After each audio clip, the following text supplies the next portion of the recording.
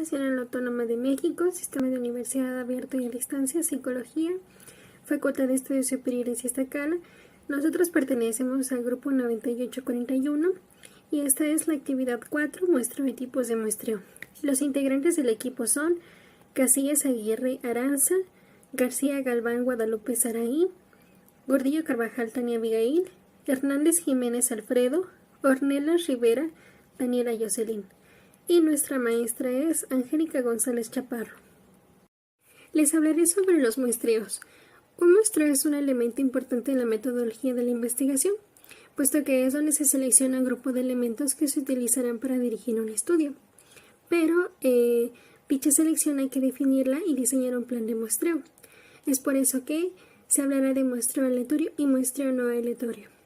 De acuerdo con Cantoni 2009, el muestreo aleatorio o probabilístico es donde cada uno de los elementos de la población tiene la misma probabilidad de integrar parte de la muestra. Es decir, el proceso de selección debe dar una equiprobabilidad de selección a todas y cada una de las unidades que pertenecen a la población que se desea investigar. Las técnicas de muestreo aleatorio son aleatorio simple, estratificado, por conglomerados, polietápico y aleatorio sistemático. En cuanto a la muestra no probabilística o no aleatoria, Cantoni 2009 nos dice que su procedimiento no es mecánico, pero depende del proceso de toma de decisiones de una persona o de un grupo de personas y de ciertos criterios de investigación. En otras palabras, es una cuidadosa y controlada elección de sujetos con características definidas en el planteamiento del problema de la investigación. Las técnicas de muestreo no probabilístico que existen son por cuotas, opinático o intencional, causal o incidental, por redes o bola de nieve. Por lo que se puede decir que las diferencias más sobresalientes del muestreo aleatorio y muestreo no aleatorio son que en el muestreo aleatorio cada uno de los elementos de la población tiene la misma probabilidad de integrar parte de la muestra y que existe una equiprobabilidad de selección de las unidades de la población. Por su parte, en el muestreo no aleatorio, los elementos de una población son seleccionados como muestra de acuerdo con las características definidas en el planteamiento del problema de la investigación. Y es una cuidadosa y controlada selección de la muestra. Técnicas de muestreo aleatorio. Las técnicas de muestreo aleatorio son aquellas que nos permiten elegir a los sujetos de una población de forma simple. Para explicar las técnicas de muestreo, vamos a partir de un ejemplo sencillo. Supongamos que debemos hacer un estudio sobre irritabilidad emocional, específicamente serían arranques de ira, en contra de los padres en una población de adolescentes. Para dicho estudio necesitamos una muestra. La muestra es un subconjunto de la población, así que vamos a tomar la muestra con jóvenes de entre 15 y 17 años de una preparatoria. De esta forma, no englobamos a todos los adolescentes de cualquier edad, sino que ya nos estamos yendo hacia un grupo específico. El muestreo aleatorio simple es elegir al azar los sujetos que serán parte de nuestra muestra. Otra forma de elegir nuestra muestra es por muestreo estratificado, por grupos o extractos, con características similares. De la población de la cual elegiremos nuestra muestra, debemos agrupar a las personas que compartan rasgos similares. Por ejemplo, los adolescentes de entre 15 y 17 años, de una preparatoria regional específica. Como ya habíamos dicho, tenemos que seleccionar un grupo más específico. Muestreo sistemático. Elección de los sujetos por fórmula. Dividimos la población por el número de muestra, suponiendo que nuestro número final es 4. Entonces comenzamos a contar los sujetos de la población. Por ejemplo, empezamos con 1, 2, 3, 4. Este cuarto sujeto formará parte de nuestra muestra y volvemos a contar. 1, 2, 3, 4. Y este sujeto también será parte de nuestra muestra. Este es un muestreo sistemático. Muestreo por conglomerados. La población es muy grande, se selecciona la muestra a partir de la selección de grupos similares. Cuando la población es muy grande, por ejemplo, número de adolescentes entre 15 y 17 años, en la Ciudad de México es necesario y más fácil reducirlo a sectores. Un ejemplo, la preparatoria Salvador Allende. De esta forma estamos reduciendo nuestro margen de muestra y es más fácil seleccionar a los sujetos.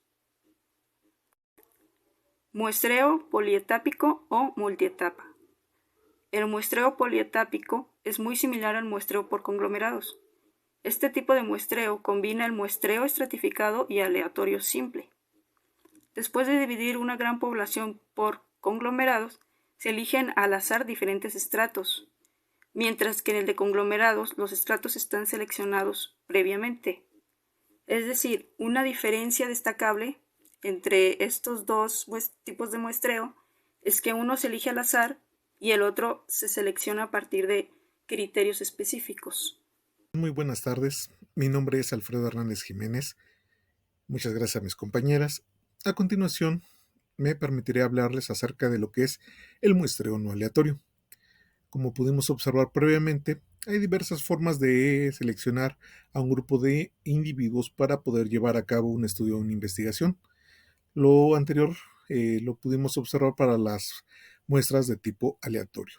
En este caso abordaremos lo que es un muestreo no aleatorio. Cuando en un estudio o en una investigación se lleva a cabo un muestreo no probabilístico, estamos hablando de que se está realizando un muestreo no aleatorio.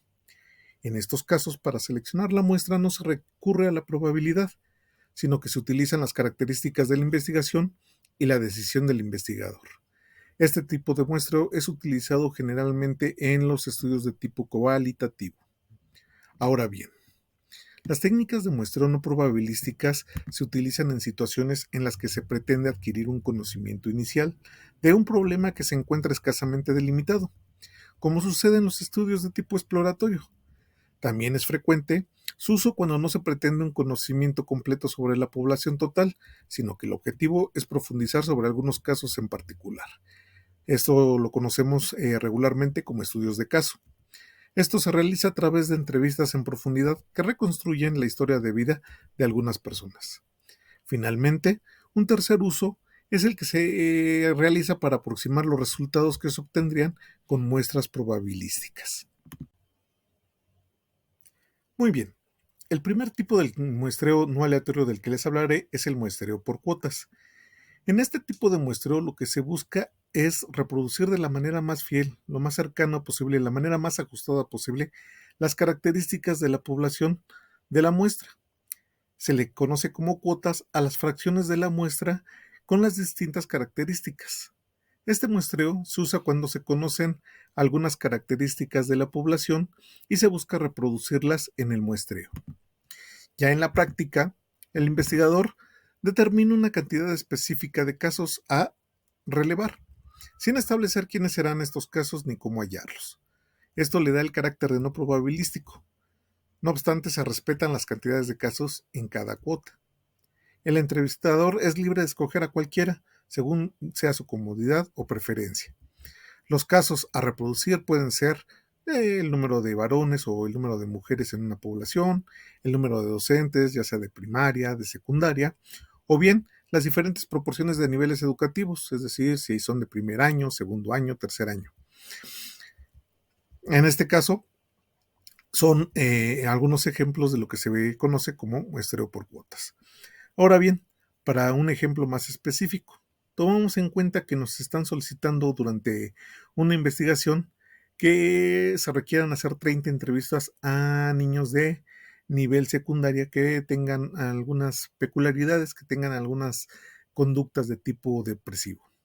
En este caso nos piden solicitar que hagamos entrevistas 5 a niños de primer año de secundaria, de 10 entrevistas a niños de segundo y 15 entrevistas a niños de tercer año.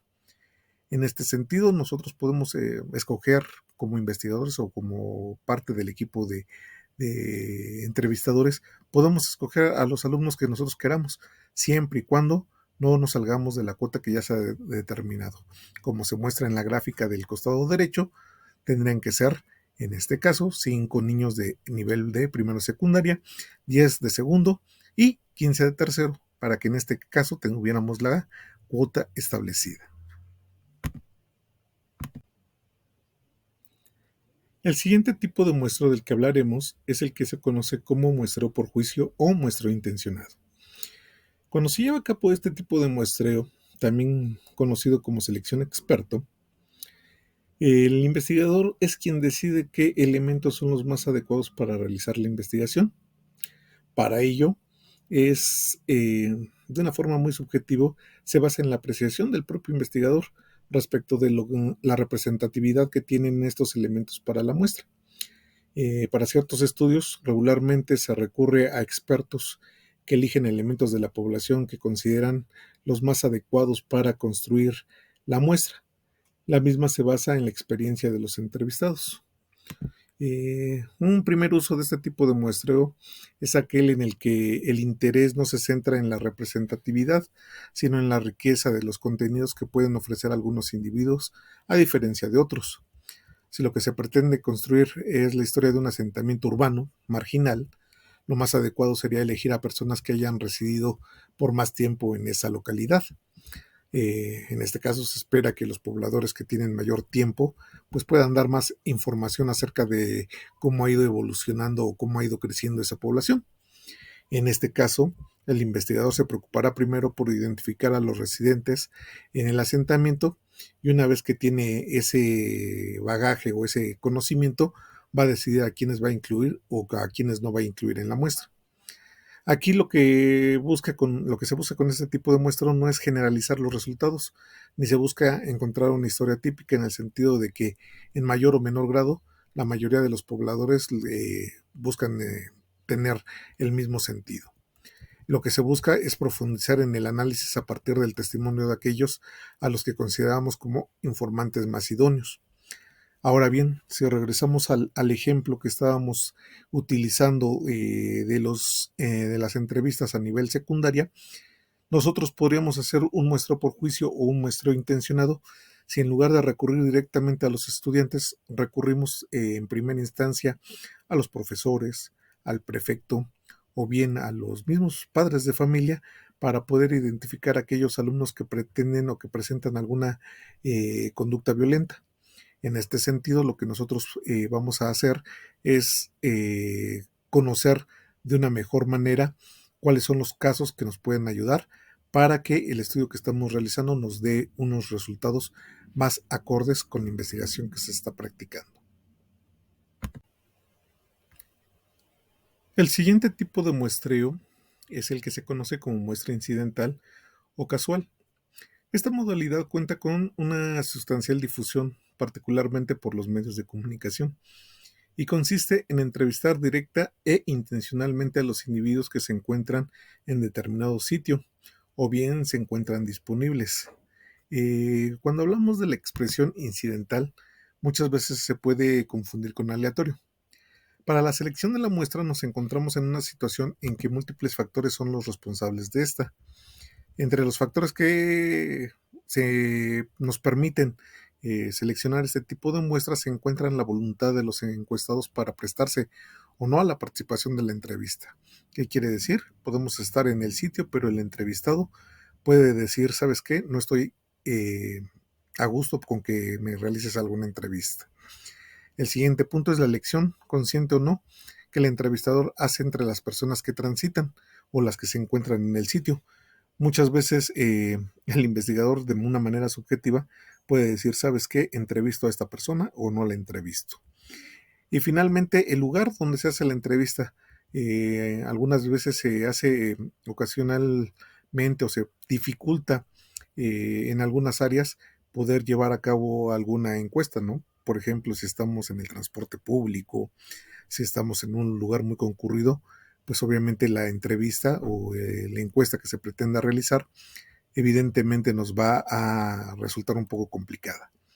El hecho de que se trate de la confluencia de múltiples factores como los que hemos comentado ahorita y que generalmente se presentan de manera fortuita, pues es lo que determina cuáles serán las personas que formarán parte de la muestra y quienes no. No puede entonces esto considerarse como un sinónimo de que sea algo aleatorio. En este tanto no se trata de un muestreo probabilístico, dado que no es posible asignar probabilidades a priori de que sean o que pertenezcan a la muestra de la población que estamos seleccionando. Como ejemplo, si volvemos nuevamente a nuestro caso de estudiantes que tienen algunas conductas ya sea de depresión o de violencia en el nivel secundaria, si por ejemplo quisiéramos ser más específicos o más enfocados en alguna particularidad, nos vamos a dirigir, por ejemplo, a realizar entrevistas a los alumnos de tercer año de secundaria. Para ello, pues nos plantearíamos directamente en el salón de alumnos de tercero. A diferencia de la de cuotas, pues no vamos a establecer un número. Y a diferencia de otro tipo de muestreo, vamos a escoger a los alumnos que consideremos que pueden aportar un poco más para el desarrollo de la investigación.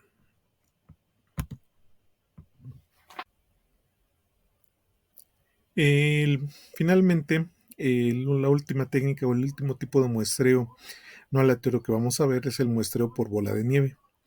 Esta técnica se publicó por primera vez por Leo Goodman en 1961 en la Universidad de Chicago.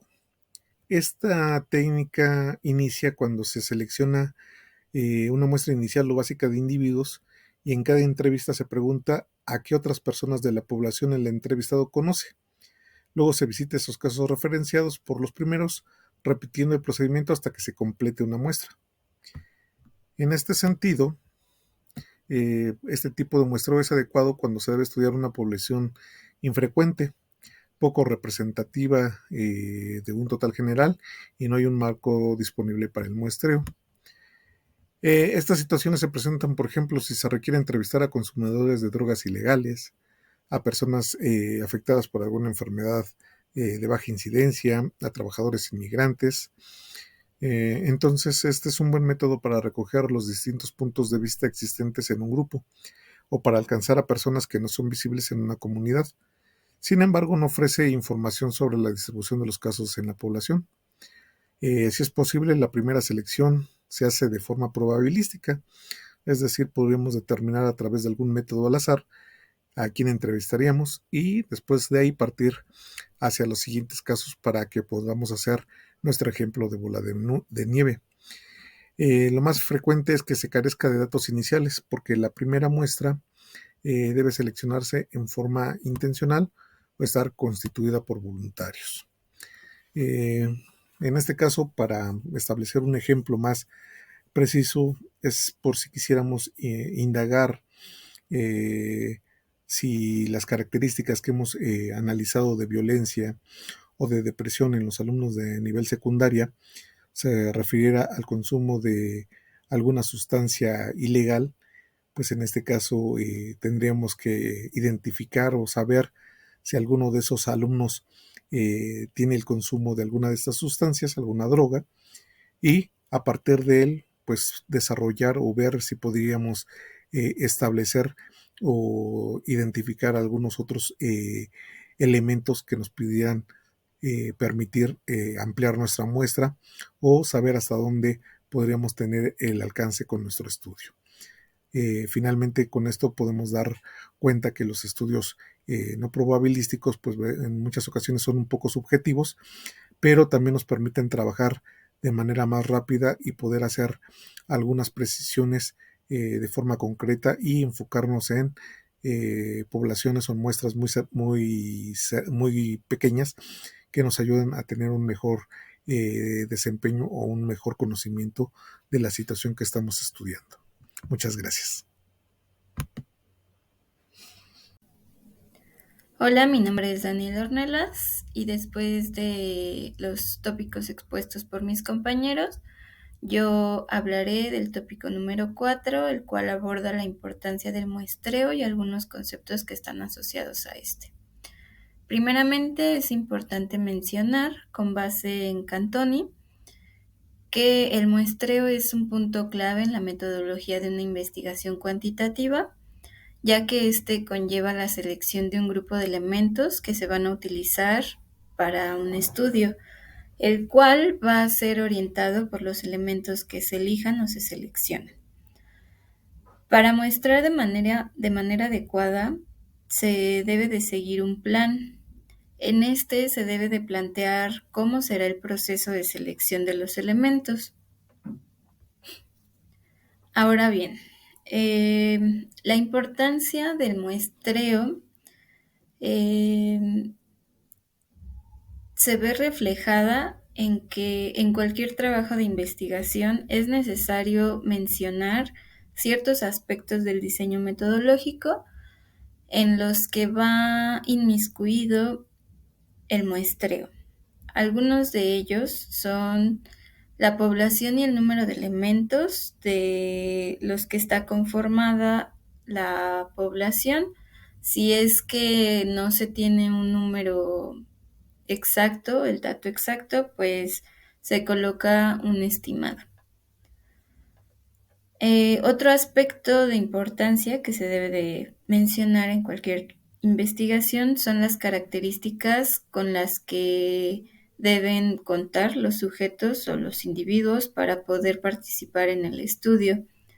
Estos criterios también se conocen como criterios de selección o por separado como criterios de inclusión y exclusión.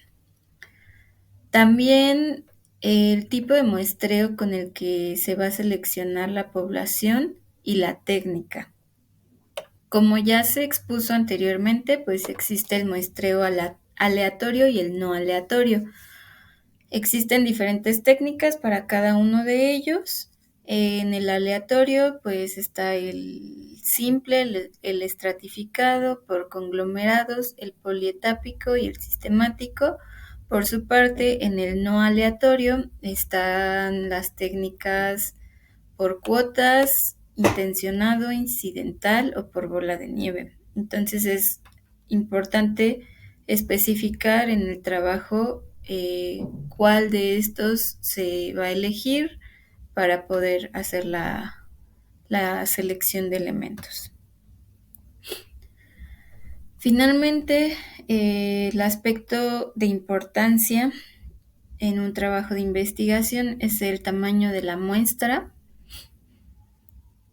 Y pues podemos decir que el muestreo es una herramienta que va a permitir que la muestra cumpla con las características de la población para el estudio en cuestión.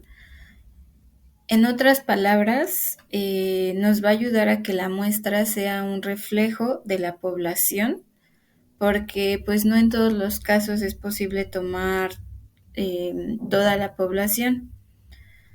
Y pues es aquí en donde también se ve involucrada la importancia del muestreo. Ahora voy a hacer mención de algunos conceptos que están relacionados con el muestreo y entre ellos están íntimamente relacionados. Comenzaremos con lo que es el universo. El universo es el conjunto o la totalidad real de elementos que tienen ciertas características que pueden estar vinculadas con la investigación. Ahora bien, la población hace referencia al conjunto definido y limitado de elementos que son parte o que se tomaron del universo. A este conjunto se puede acceder fácilmente para poder tomarlo como referente y así generalizar los resultados de la investigación. Los elementos de la población tienen en común, obviamente, las características definidas para el estudio.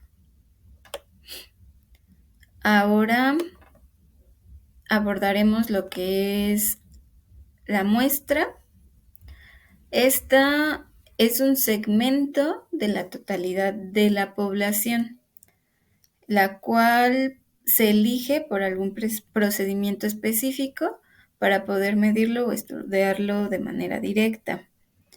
Se puede decir que esta es una réplica a escala menor de nuestra población y pues por eso es que se puede generalizar el resultado del estudio. Además de que en la mayoría de los casos se opta por estudiar a las muestras porque esto implica menor tiempo y empleo de recursos. Ahora bien, para que una muestra sea representativa, debe de contener características de importancia pertenecientes a la población de la que partimos, y para poder evaluar qué tan representativa es esta muestra de nuestra población, se hace una comparativa entre la media muestral con la poblacional. Y finalmente, la unidad de muestreo va a ser un elemento con disponibilidad para ser seleccionado y poder brindar datos o información en el estudio.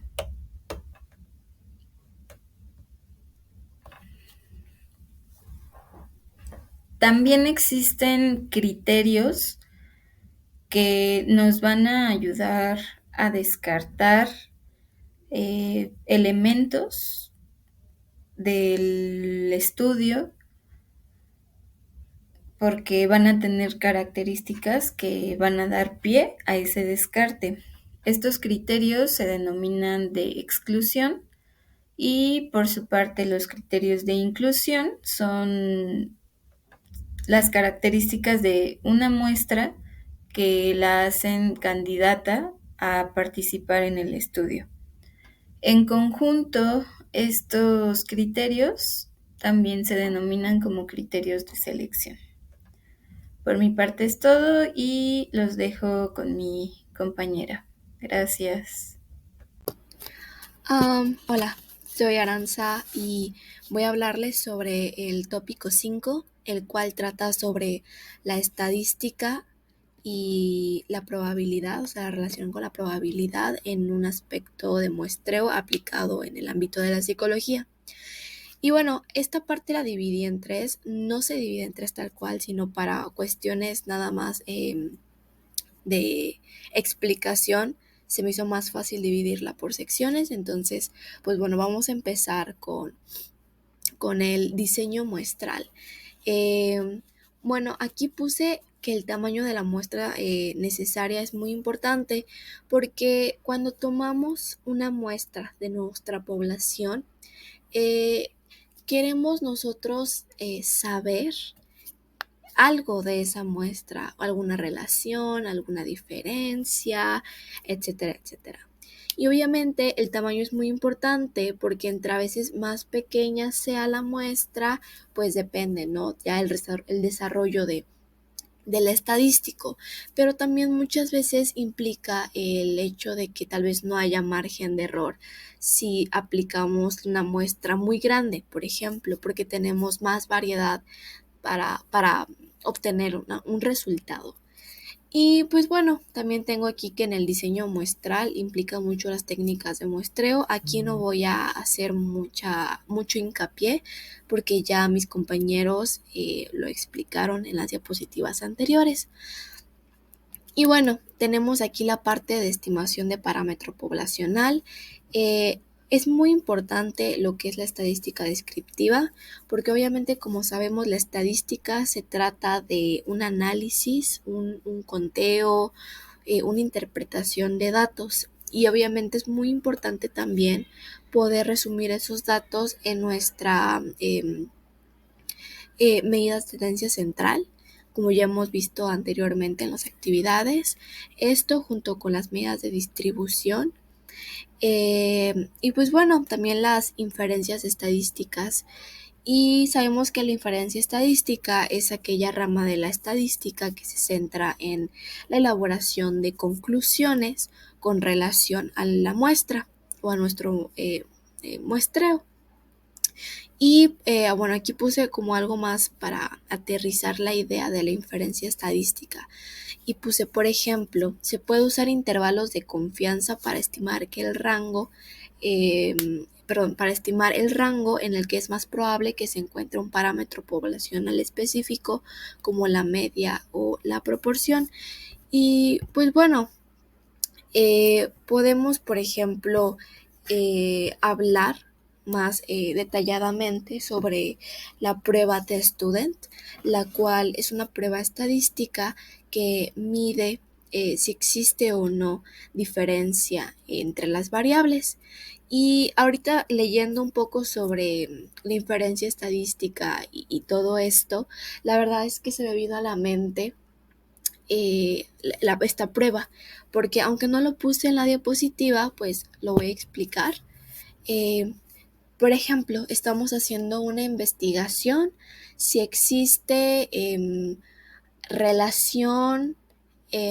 si existe alguna diferencia entre una muestra que está tomando terapia de enfoque cognitivo-conductual acerca de problemas de ansiedad, y tenemos a otra muestra, que digo, ambas muestras tienen síntomas de ansiedad, pero la otra muestra está enfocada en las técnicas de psicología tradicional. Entonces queremos ver si existe diferencia entre pues los efectos, ¿no? Después de haber tomado ambas terapias, si una resultó con mejores resultados que la otra.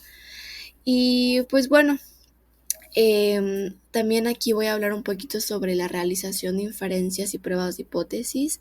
Obviamente, como dije, lo que es la probabilidad y la estadística inferencial, pues va a permitir sacar conclusiones, porque bueno, a final de cuentas, en cualquier prueba estadística se usan las hipótesis, como anteriormente vimos en la primera actividad, la hipótesis nula, que es la que ve que no hay efecto, no hay relación, no hay diferencia, y tenemos la hipótesis alterna, que es aquella que el investigador quiere probar, ¿no?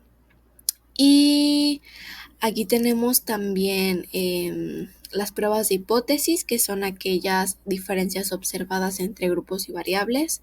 Es decir, que si aceptamos la hipótesis alterna, pues podemos decir que la prueba es estadísticamente significativa. Y por lo contrario, si aceptamos la hipótesis nula, pues tenemos que nuestra prueba no es estadísticamente significativa. Y eso es importante a la hora de probar las hipótesis con relación a la muestra, porque así sabemos que los resultados fueron, como mencioné, estadísticamente significativos, o si se llegó al resultado al azar. Y bueno, en cuestión de control de sesgos y errores, pues tenemos que el muestreo estratificado, pues obviamente es usado para poder ver algún sesgo en la selección de participantes, y obviamente se aplica esto para poder corregir los posibles errores en la recopilación, en el análisis y en datos atípicos. Esto igual siento que viene muy de la mano con las medidas de distribución, como viene siendo la puntuación Z, porque estamos hablando de no tanto de medias como viene siendo otras pruebas estadísticas como la T-Student, pero vemos que en la puntuación Z, pues se observan esta parte de los datos atípicos o fuera de la normalidad, y la podemos ver en nuestra campanita de Gauss. Entonces, aquí es el control de sesgo y error. Y bueno, como conclusión, pues tenemos que la aplicación de la estadística y la probabilidad, en este caso, como estamos hablando del proceso de muestreo aplicado en la psicología, pues nos va a garantizar 3 cosas en una investigación. 1, la validez. 2, la confiabilidad. Y 3, el generalizar la población de interés. Y pues obviamente gracias a todo esto pues podemos contribuir a los avances en el conocimiento psicológico, porque tenemos una forma confiable y viable de poder respaldar todas las evidencias y todas las conclusiones con datos cuantitativos y cualitativos.